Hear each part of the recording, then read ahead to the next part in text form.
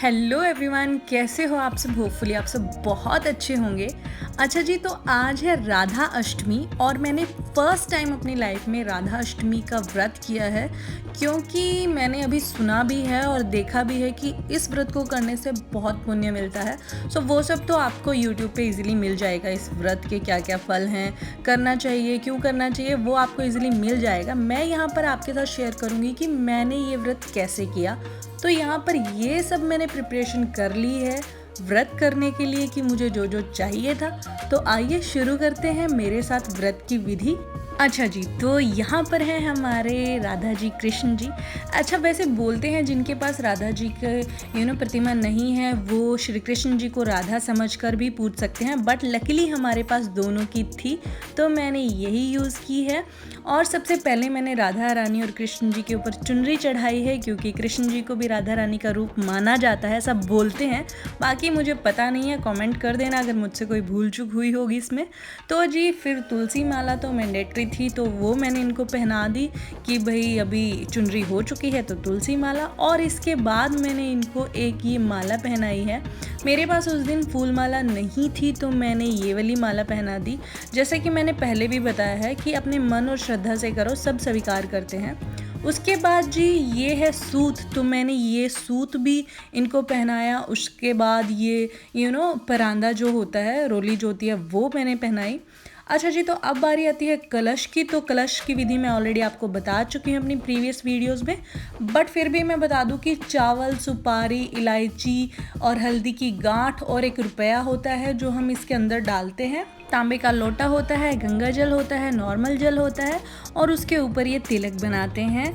अच्छा जी, फिर मैंने लिए थे आम के पेड़ के 5 पत्ते जिन पर मैंने रोली और चंदन लगाया, और ऐसे एक कटोरी में चावल भरे और उसके ऊपर दीपक लगाया। तो राधा अष्टमी के दिन ऐसे दीपक लगाते हैं, नारियल नहीं लगाते हैं कलश में। और जी उसके बाद मेरा ये तैयार हो चुका था कलश, और मैंने यहाँ पर दीपक जला दिया था। राधा रानी और कृष्ण जी की प्रतिमा इतनी प्यारी लग रही थी, मानो वो सच में आ गए हों। और ये देखा हमने, खुद से ही फूल गिरा है। ऐसा फिल्मों में होता है कि अगर फूल गिरे तो मतलब कृपा हो गई। चलो हम भी मान लेते हैं कृपा हो गई। अच्छा जी, तो मैंने ये जल यहाँ पर रखा था, इसमें कुछ फूल रखे थे, तो मैं इसी को अर्घ्य दूंगी चांद को शाम को और अपना व्रत पूरा करूँगी। और जो ज़रूरी होता है ये होता है कि धूप जो होती है ना, साइड में रखी है कटोरी के पास, वो ज़रूरी होती है। अच्छा जी, ये दक्षिणा ज़रूरी होती है जो हम बाद में ब्राह्मण को दे देते हैं या फिर बच्चों को दे देते हैं, भगवान का रूप होते हैं बच्चे भी। अच्छा जी, तो भोग के लिए मैंने यहाँ पर लड्डू बनाए थे जो नारियल और मावे के बने हुए थे, वो लगाए हैं। तुलसी जी भोग में चढ़ाए हैं क्योंकि इस दिन तुलसी जी देने चाहिए भोग में। और दूध दिया था जो कि बहुत प्रिय है राधा रानी और कृष्ण जी को, तुलसी जी और दूध। तो मैंने इन सब का भोग लगाया था। मैंने पहले भी बोला है जितना मुझसे बन पड़ता है मैं उतना करती हूँ, श्रद्धा होनी चाहिए, वो मोस्ट इम्पॉर्टेंट है।